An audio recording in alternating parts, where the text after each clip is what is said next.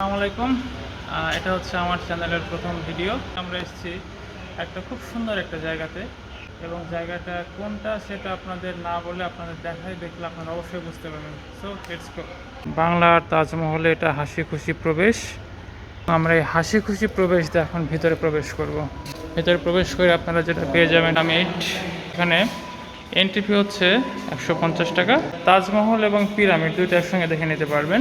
সেই আগ্রার বিখ্যাত তাজমহল আমরা এসেছি আজকে, এবং সেটা সামনে আগাচ্ছি।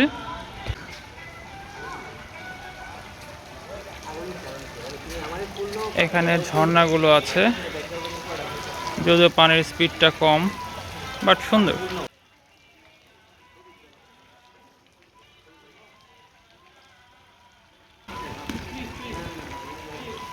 ফুল একটা ভিউ নিয়ে নিলাম। এখানে জায়গাটা খুব বড় না, জায়গাটা একটু ছোট, বাট সুন্দর। আজকের ওয়েদারটা অনেক রৌদ্রোজ্জ্বল ওয়েদার এবং বেশ গরম আজকে। ঠিক এই সময় এইখানটা খুব সুইটেবল প্লেস না। আপনারা যদি বিকেলের সময় আসেন তাহলে বেশ ঘুরে মজা পাবে। আমরা আজকে মূল স্তম্ভের দিকে এগিয়ে যাচ্ছি। সামনে ছোট একটা বাগান, অনেক মানুষ এখানে আসছে। এটা একটা ছোট সিঁড়িরা করে দিয়েছে। তারপরে আপনার মূল তাজমহল, যেটা এখানে ছোট ছোট এরকম বসার জায়গাগুলো রয়েছে, অনেকেই বসে আছেন রোদের মধ্যে। এটা হচ্ছে পেছন দিকের ভিউ। তাজমহল যারা বানিয়েছিল তাদের নাকি হাত কেটে দেওয়া হয়েছিল যাতে এই ডিজাইনটা তারা পরে করতে না পারে। এখানে যে তাজমহল করেছে ডিজাইনটা ভালো, এখানে খুব বেশি দেখুন ডিজাইনগুলো করা নেই, আর যেগুলো করা আছে এগুলো হচ্ছে টাইলস কেটে কেটে করা। যে একটা ডিজাইন, এটা নর্মালি একটা টাইলস কেটে, এটাও টাইলস কেটে ডিজাইন করা। সো এই করার জন্য মনে হয় না কারো হাত কেটে দিয়েছে, বাট এখানে মার্বেল পাথরের ব্যবহার নেই, এখানে জাস্ট আপনার টাইলসেরই ব্যবহার। এবং এগুলো মিনারগুলো অনেক সুন্দর একটা ডিজাইন করেছে। ভিউটা জাস্ট তাজমহলের সাইড ভিউ।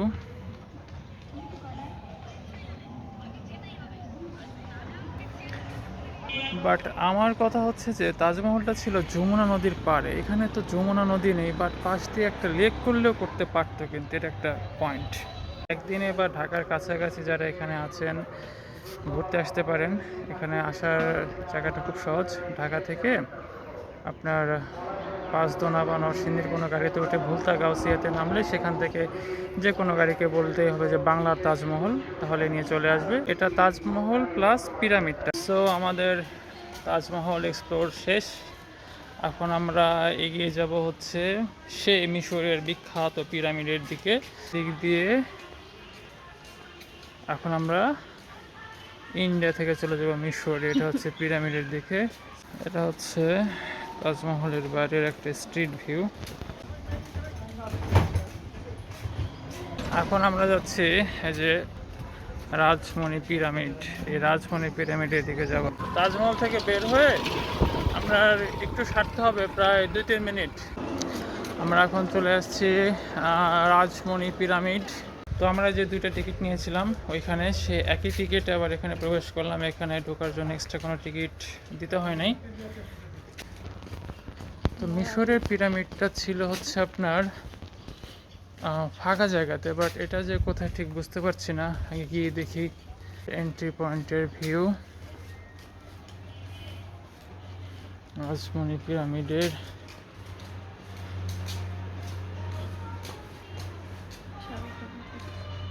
স্বাগতম জানাচ্ছে।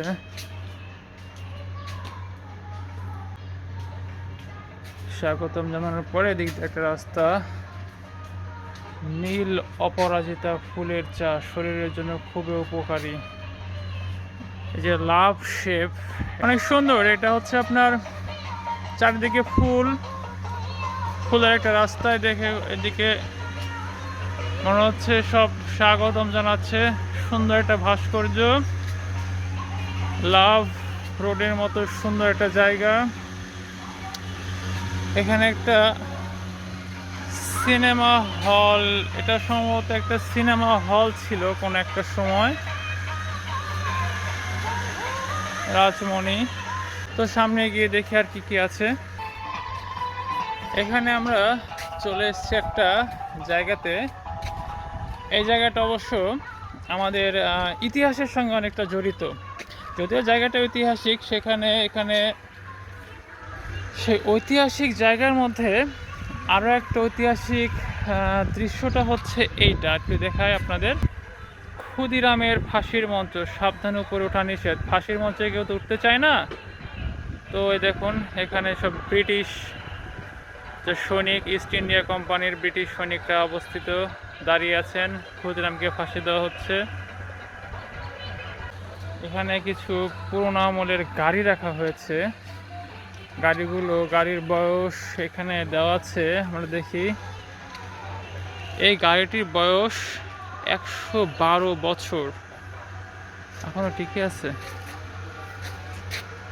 তো আমরা এই 112 বছরের আগেকার গাড়ির সিট নেই। তো আমি একটু গাড়িটা চালিয়ে দেখবো, হ্যাঁ, যদি সিট নেই।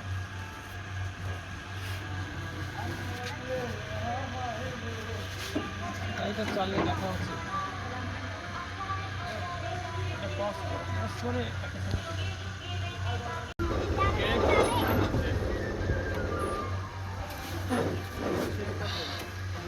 গাড়ি চালানো শেষ, যদিও গাড়িটা চললো না।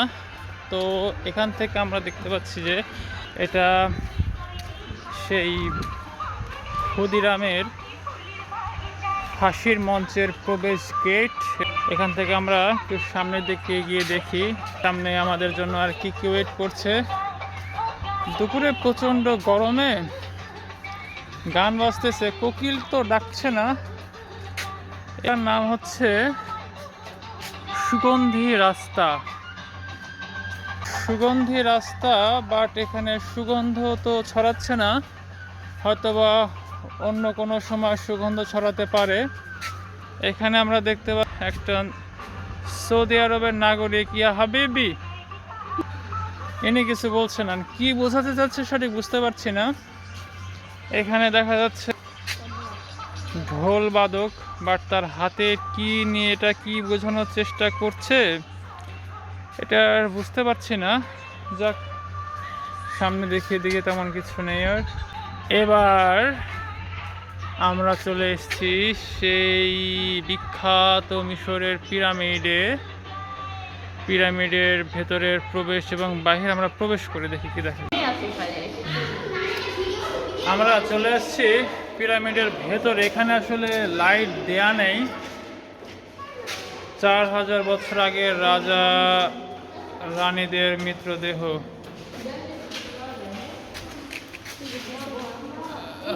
রানীদের মৃতদেহ, মমি করে রাখা হয়েছে। এটা হচ্ছে জাস্ট আপনার এটা দেখানোর জন্য আর কি। এখানে রিয়েলিটি বলতে কিছুই নেই, ভয় পাবার খুব একটা কারণ নেই। রাজা রানীদের মৃতদেহ, এখানে ভেতরটা বেশ অন্ধকার। এখানে আপনার এই যে জাস্ট পাথরের কিছু ভাস্কর্য বা মূর্তি, এগুলো আসলে পাথরের। রাজাদের পোশাক, এটা রাজাদের পোশাক, এগুলো রাজাদের পোশাক।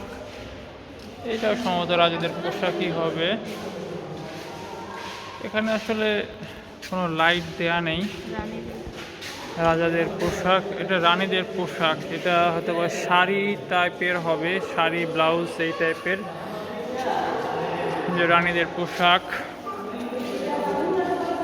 মহারানীদের অলংকার, হয়তো বা আগের মহারানীরা এই টাইপের বা এই ডিজাইনের অলংকারগুলো ব্যবহার করত। মহারানীদের অলংকারগুলোর দিকে দেখায় আপনাদের একটু।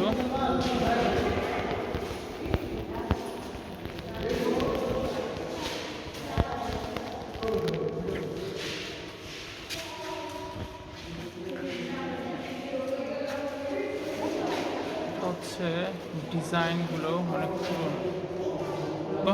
রাজা বাদশাদের মণি মুক্তা।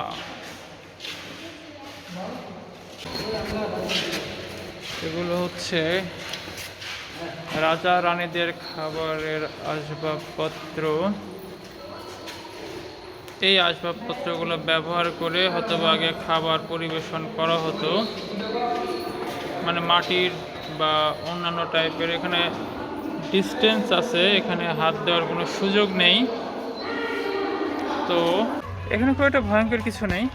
আপনার এই যে পিরামিডের একটা ভিউ এখান থেকে। মিশরের পিরামিডগুলো ছিল আপনার পাথর বসানো একের পর এক, বাট এখানে পাথরগুলো বসানো নাই। এগুলো হচ্ছে সব পুরোনো দিনের সিনেমা বানানোর যন্ত্রপাতি। এটা দেখাচ্ছে প্রজেক্টর। থেকে আমরা যাব হচ্ছে রঙিন মাছের মেলা। সাউন্ড আছে কই কার্প। এটা হচ্ছে আপনার কই কার্প। কই কার্প থেকে এদিকে দেখা যাচ্ছে গোরামি। এই মাছটা কি গোরামি করে বেশি? অনেকটা তেলাপিয়া মাছও আছে ভিতরে দেখা যাচ্ছে। টিন ফয়েল বার্ব, অনেকটা আমাদের সরপুঁটি মাছের মতো।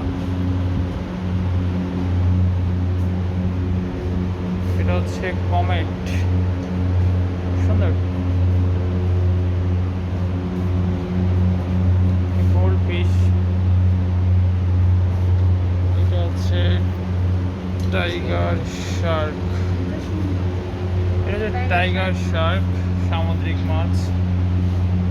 এরকম একটা গলি, তার মধ্যে আপনার মাছগুলো। তো রঙিন মাছের মেলা থেকে আমরা বের হয়ে গেলাম। এটা একটা যন্ত্র, মেবি এটা কোনো সিনেমা রিলেটেড কোনো কিছু একটার হবে হয়তোবা, বাট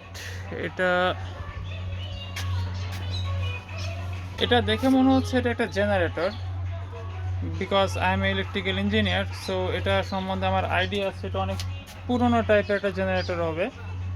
কারণ জেনারেটর আমি আগে দেখি নাই, বাট ওই টাইপের আইডিয়া করে বলে যেখানে হার্টস এবং অ্যাম্পিয়ারের যে মিটারটা দেওয়া আছে, এখানে অনেক পুরনো একটা জেনারেটর এটা। বাট এটা কত সাল আগের বোঝা যাচ্ছে না। এটা একটা পুরনো দিনের জেনারেটর, বা সিনেমা হলে এই জেনারেটরগুলো, বা শুটিং স্পটে যেখানে আপনার শুটিং করতে যেত বিদ্যুৎ থাকতো না আগে, তো সব জায়গাতে বিদ্যুৎ অ্যাভেলেবল ছিল না, তখন মেবি এই জেনারেটরগুলো ব্যবহার করে তারা সেখানে পাওয়ার সাপ্লাইয়ের ব্যবস্থাটা করতো। সো অনেক কিছু ফিল্ম রিলেটেড অনেক কিছু এখানে আছে। ইনি একজন সম্ভবত ব্র্যান্ড তারকা। উনি যে কি বোঝাতে চাচ্ছে এটা মেবি আমিও বুঝতে পারছি না। যাক, ভালো থাকবেন, আপনার গানের গলাটা মনে হয় সুন্দর। তো আমাদের এই রাজমণি পিরামিড এক্সপ্লোরটা এখানেই শেষ। আমরা এখন বের হয়ে যাব। এটা যতটুকু জায়গা ছিল মোটামুটি আমাদের ঘোরা শেষ। সো আমরা এখন বের হয়ে যাচ্ছি। বেসিক্যালি আমরা এখন মিশর থেকে বের হয়ে যাচ্ছি না। প্রথমে গেলাম ভারতের আগ্রায়, সেখান থেকে হেঁটে আসলাম এই মিশরের পিরামিডে। পিরামিড থেকে এখন আমরা বের হয়ে চলে যাব বাংলাদেশে।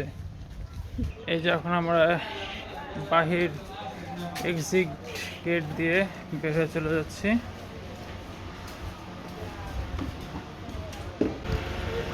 সো এখানে আমরা পিরামিড থেকে বের হলাম। আমি আপনাদের যেটা বলছিলাম যে মিশর থেকে বের হয়ে তাজমহল বা ইন্ডিয়াতে যাওয়ার একটা প্রসেস এখানে আছে। এখানে পিরামিড, এখানে তাজমহল।